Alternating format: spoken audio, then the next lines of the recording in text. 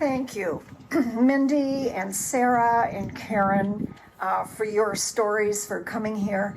You know, that takes courage, and I'm a firm believer that courage is contagious. And when we see people come forward and do this kind of work, we should be looking at them as role models for what we all can do as we move through these future difficult times. So thank you so much for being here. There was one, actually we had another speaker that was supposed to come and she tested positive for COVID. And that was her first time getting COVID. She was really bummed. But she sent me her comments, so I am going to read them. It's Linda Skemp. When my child was school age, I went through a protracted divorce from my abusive partner. Not long after, I was pushed out of my job and unemployed. It was an unfamiliar and vulnerable position for me, as I was always the breadwinner of the family.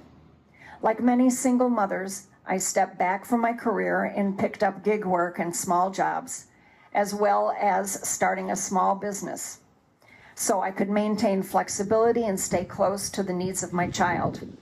Of course, none of these had offered health care. I got by as best I could going without insurance for a while and then applying for insurance through the ACA. I found myself in limbo between the ACA and Medicaid, with neither accepting my application. Then on a night before my son's final exams, I woke up from a deep sleep, gasping for air, dizzy, disoriented, and feeling like I would vomit. I managed to stay conscious, but I was terrified. There was no insurance, no one to call, and a history of heart disease in our family. I was too scared to lay down, let alone sleep. In the morning, I found a doctor's office that might take me, and the voice on the line kindly admonished me and said clearly, laid out the seriousness of my situation. He said, go to the ER. Don't risk your life for money. I went to the hospital and received the health care I needed. The hospital helped me get my Medicaid application approved. It's hard to describe the relief of knowing you have health care after experiencing a potentially life-threatening situation without it. Medicaid was there for me when I was in the gap of moving from one circumstance to another. There is not one of us who has not been through a life-changing event and needed some sort of safety net while we found our footing on the other side, especially with our health.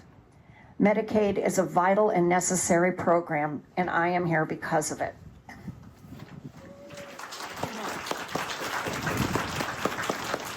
So, once again, thank you to our speakers, to our storytellers. It's going to be a rough road ahead, and it won't be over in weeks, months, or possibly years. We need to stick together and care for each other and take breaks from time to time. We need to find joy in our lives whenever and wherever we can get it. And this is why I'll close today by saying, I know you're worried, and I know you're tired, and I know it's stressful. But join a group and stay engaged.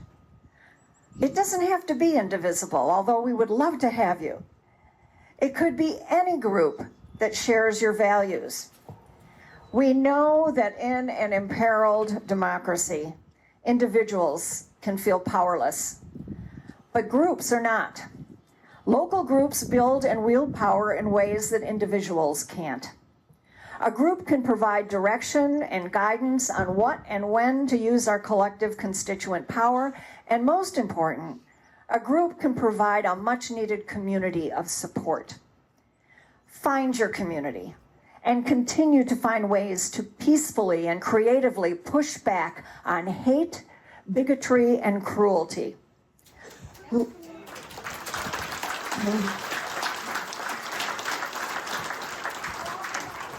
Lead with love and compassion, but be courageous.